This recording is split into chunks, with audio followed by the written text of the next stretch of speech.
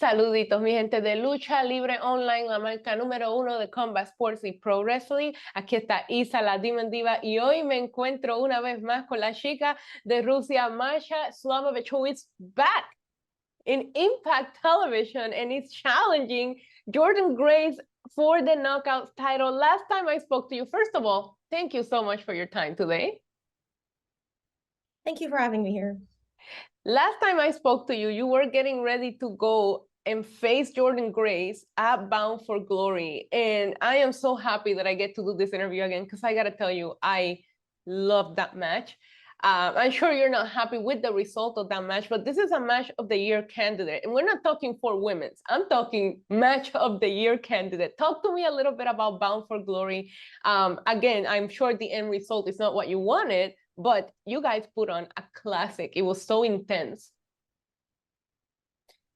Like you said, I don't think that the outcome was to my liking either, but there's no denying that the match was one of the best. As a matter of fact, I heard that it was rated the top knockouts match in the history of Impact Wrestling. So I think that speaks for itself. And I would definitely have to agree with you that the match is a match of the year candidate, not only amongst the women, but in general. I think that iron sharpens iron, and I think that's exactly what we have there with myself and Jordan Grace. Yeah, I think you guys brought out the best on each other. And when I saw you return an Impact after Jordan got done successfully defending her title and attacking her, I just jumped off my seat in happiness, because I want to see this match again. I want to see you guys run it again. How do you feel about the fans' reaction, you know, when they saw you come back and seeing that you're not done with Jordan and you're going at this again? I think, much like yourself, a lot of fans found themselves excited and found themselves looking forward to what was going to come after the attack. So I think this Friday at Overdrive, everyone's going to be overjoyed to witness another match of the year candidate take place. Yeah, this is going to be a last knockout standing match for you guys. And that blows my mind, because based on what you guys did at Bound for Glory, I cannot wait to see what you do here. What is the preparation going into this match? Because this isn't your basic 1, 2, 3 pin. We're talking about having to incapacitate your opponent. And I know you like to distribute pain. We established that. But what is the preparation going here? And, you know, what are you going to do to be able to put Jordan Grace down for 10 count? I think you are asking the wrong person that question.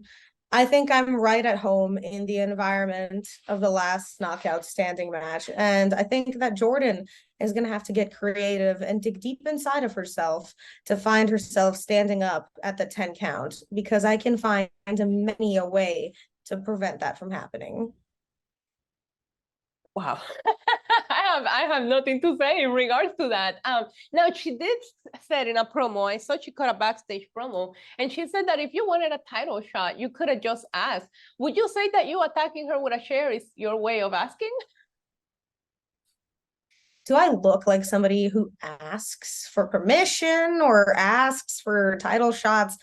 I simply needed to make a statement, and I think my actions spoke louder and clearer than any words could have possibly done. What have you learned about her as an opponent in the ring that you think will help you going into, you know, the next bout with her, you know, wrestling her, putting such an incredible match against her at Bound for Glory, going into Over the Limit now? What did you learn? Did you learn her weaknesses? Do you have a new strategy, or do you just go at it again, just harder? Jordan Grace is she's spicy, shall we say. She's got a little bit of a kick, and she's not one who backs down easily. So I think it'll be a fun challenge of how far am I gonna have to take it to keep her from standing up at the count of 10. That's actually a terrifying thought. Now, you are only 24 years old, if I'm not mistaken here. Winning the Knockout Championship will be such a big deal, and you will be among the youngest to ever win it. What would it mean to you to walk away of Over the Limit holding that belt? It's just another chance for me to make history and to show the world what the greatest professional wrestler looks like. Because I may not be there yet, but by the end of my career, I certainly will have cemented my name in the legacy and the history of professional wrestling. So I think this will be one more notch on the totem pole as I move forward in my career. And speaking of your career, obviously we discussed this the last time that we spoke, but you have wrestled all over the world. You are from Russia. We talked about your time here in Puerto Rico. I know that you had a wrestling match here. How was your time with the fans? Last time we discussed a little bit your opponent here. Did you find the fan base here in Puerto Rico differently from other places that you have wrestled in the world?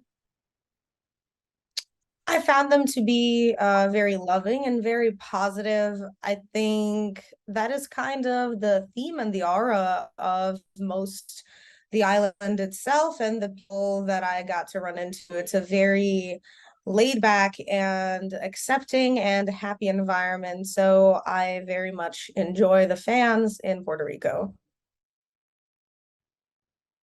Also, in regards to, just like wrestling around the world and traveling around the world, and you are a coach right now, what kind of coaching do you give, the people that you're teaching your skills to in regards to what you're doing right now and how to get to where you're at such not at such a young age? I think the best advice that I give to my students is do as I say and not as I do. Some of my methods perhaps are a little unconventional, so I don't think that they would work for everybody. However, I do think that throughout my career, I've traveled around the world and gathered a lot of knowledge that is inaccessible, and I am able to explain things in ways that nobody else is able to. So I think that my students get a different approach, different kinds of lessons, a variety of knowledge in different styles, as well as a very intricate and different explanation. I love that. I love that answer. And I'm sure your students are watching in awe at everything that you're doing. Last time I talked to you, I shared also how much I admire the Knockouts division in Impact. I think it's the best women's division. And what you guys are doing over there is just absolutely incredible.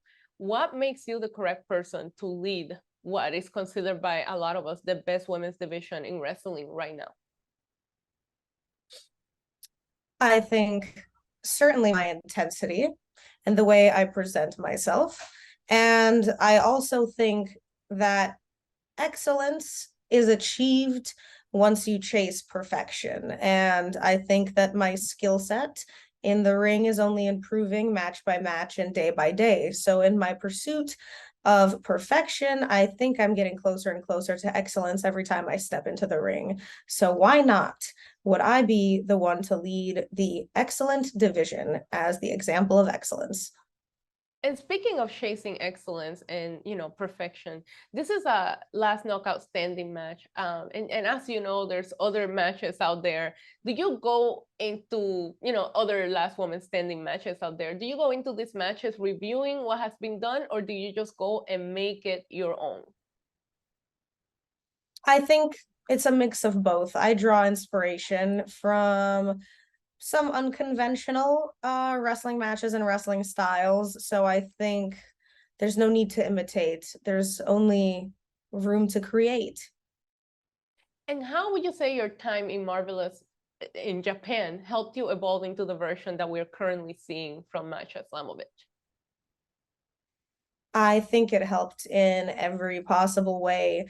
I was finally able to get what I had always wanted to have as a learning opportunity while in Marvelous, because for an entire year, I was able to be locked in a dojo with my entire life's focus from the moment I wake up to the moment that I go to bed being professional wrestling, be it in the powerlifting, in the cardio, wrestling in the ring, performing for multiple promotions such as Marvelous, Sendai Girls, and Assemble among the top of the promotions. I think I was able to focus and to hone my craft in a way that nobody else or very few people have gotten the chance to do. And I think that it was the best possible use of my time during the pandemic because there were so many who were locked away with no opportunity to train. So I was willing to do anything and sacrifice everything to continue to be involved in professional wrestling during such a difficult time. And what would you want your legacy to be once you have decide to step out of the ring permanently? How would you want people to look back at, at your reigns, your career, and everything that you've done, and remember you by?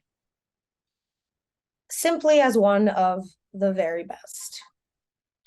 As simple enough, right?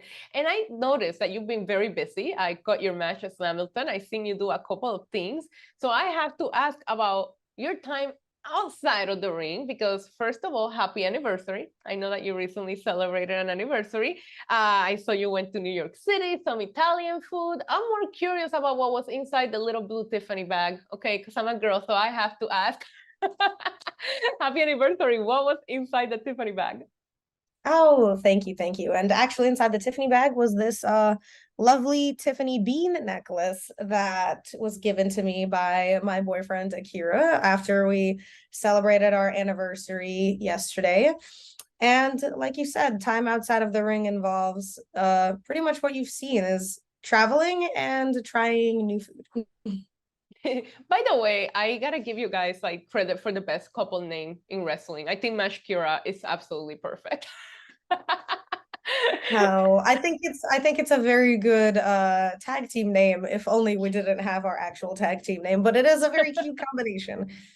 It is, it is. And how's your dog? How's your fur baby? I saw he was allowed on the couch recently. Yes, he's finally allowed on the couch because he's finally stopped peeing all over it. So now he's busy ripping up my carpets. What a little menace who I love so much. I'm glad to see a different, a different side of you, because I know you're just so intense, and it's good to see what you do outside and keeping that balance, right? That life work balance is what keeps you going and determined and focused. But this Friday, Over the Limit, last knockout standing match against Jordan Grace. I couldn't tell you if I'm excited or terrified, and I love that I have both of these feelings going into watching, the pay-per-view, which is available on Fight TV for everybody to watch. You have any last things you want to say to the fans, like about what they can expect from this match? Well, all I've got to say is if you've had seatbelts on your seats, you better put them on. Oh my God. Masha, thank you so much for your time. And I'm going to share some information about the pay-per-view in Spanish para todos los que nos están mirando. Over the Limit es en Louisville, Kentucky. Lo pueden ver este viernes. Masha va a estar peleando contra Jordan Grace por el campeonato de knockouts de mujeres, y esa pelea va a estar excelente. También la pueden ver por Fight TV, así que acuérdense, marquen en los calendarios porque esa pelea va a estar brutal. Muchas gracias a todos los que nos están viendo. Masha Slamovich from Impact, Demon Diva para Lucha Libre Online. Adiós.